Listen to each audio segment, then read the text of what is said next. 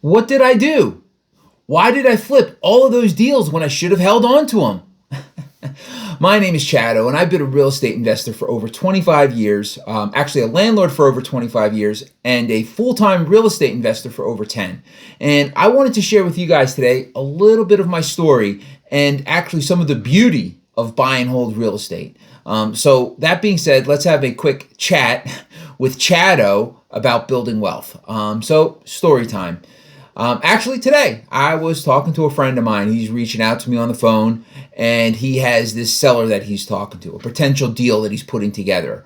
And he's got his mind around, I can buy it and flip it. I can buy it and wholesale it. I can buy it and put a little bit of work into it and sell it for a profit, right? He's looking at it transactionally. And I said to him, I said, man, like, why don't you just buy it and keep it? He already has a few rentals. He's not new to landlording. He's starting to build a little bit of a portfolio, but I'm like, bro, why don't you just buy it and keep it? What a difference that makes. And I said, think about it. I said, how old's your daughter? I mean, think about it. You hold that for 15 years. What's that going to be worth for your daughter in that amount of time? How much is that going to add to your retirement income? I said, you could make, if you're lucky, maybe $30,000 on this deal right now, or you can hold on to it and make over $300,000. So that conversation was a little bit of the spark of the thought of this video and what I want to talk about. So that being said, I want to share a little bit about my story. I graduated college, and I had a pretty good W-2 job, and I said, you know what, I want to buy real estate. I had this dream of passive income, and I'm going to buy real estate. And I bought my first rental, which was a 3-unit, and I continued to work. And I bought some other properties, and I continued to work full time. And I bought a few other properties, and I continued to work full time. So fast forward to about 2013, I'm sitting there at my job, and I just was frustrated. I was looking for something different. And I said, you know what? I heard about this concept called wholesaling. And I said, you know what? If I can do this wholesaling thing, I can flip these deals, make chunks of cash to support myself, and be in real estate full time and find the properties that I want to keep. And that's what I did. So 2013, I gave up my job, went full bore into marketing and finding deals, and I was flipping deals to other investors, buy and hold investors that were going to buy these properties and hold them, and I was flipping deals to them, making $5,000-$10,000 a shot, being able to support my family, but I did not keep those deals. Right, so it's like I'm sitting here, I'm making $5,000 to $10,000 a shot, which is great, which is good income, which kept me from having to go to a W-2. And at the same time, right, I was not buying those properties. Because I wasn't buying them, the people that bought them from me were making a lot more than that in the long term. So it really, and to me, right, there was a big change that came. So again, I had a couple properties. 2013, I said, okay, let me jump into this wholesaling thing. Quit my job full time, going out, flipping deals, flipping contracts, making money. And at the same time, yeah, I was picking a few up. But there was something at least with me, that needed to flip. In the beginning, it was like, okay, right, I've got some money together. What can I afford, right? What can I afford to buy, right? I only have so much money. And there was like a stuck for me, like I'm finding these deals, but how do I buy them? How do I finance them? And I didn't realize like how private money worked and how to raise money to do these deals. And like that whole thing took me a while to figure out. And while I was doing that, I was flipping deals. But like, if I was able to earlier on get that switch in my head to go right, where, hey, you know what? There's plenty of money out there. There's plenty of people that have money that they need to invest. They need a safe place like real estate to invest that money. Like until that switch flipped, and I was able to see that and use other people's money to get a couple deals going.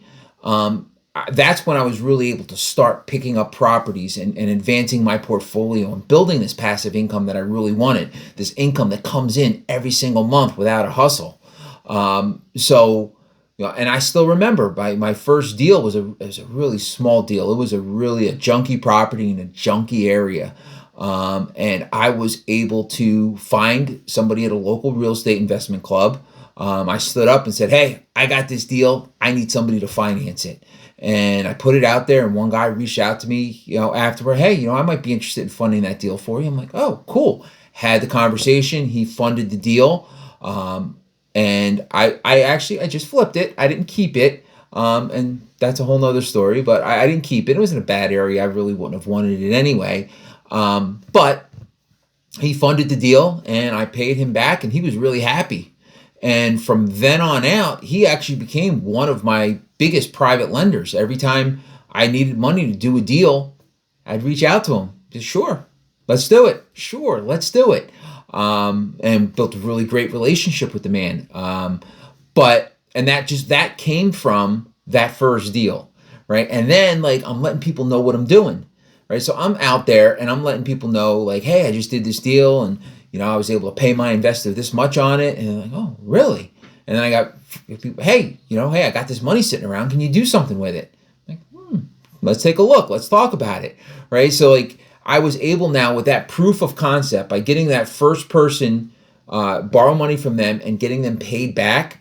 I was able to flip that switch and say, "Oh, okay, there's plenty of money out there. I just need to be responsible with it. I need to go out. I need to find good deals, and then I need to get them performing, refinance for the bank, pay them back, and now they're going to want to do it again," right? And I was able to get that going so that I was able to start buying these deals instead of wholesaling them. So that was a huge change for me. And looking back, it's easy to say, "Wow, I'm looking at all these deals that I wholesaled." And I wholesaled them to people that I know, to friends of mine that I became good friends with. And I see that they still have these properties. And I'm like, "Oh my gosh, you bought that property from me for 60 grand and now it's worth 180, whatever the case may be." It's like, why did I only make 5,000 on that? What did I do?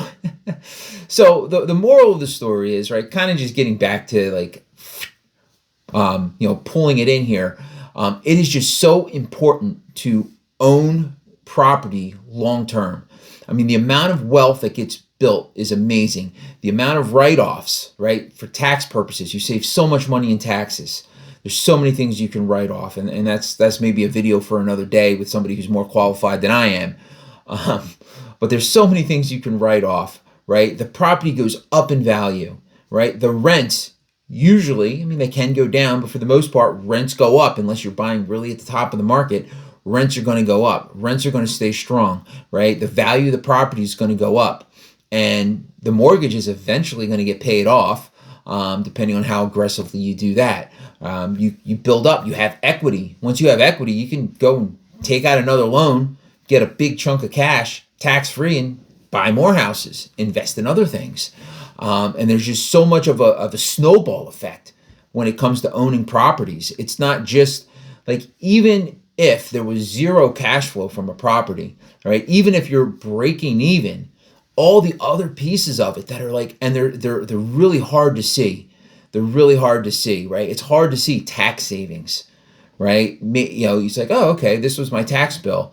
And unless you actually see going from if I had no properties, what my tax bill would be versus if I have properties, what my tax bill would be, and the difference between that, without actually, it's really something that's sometimes hard to quantify and I don't think about, but it's huge. It's amazing.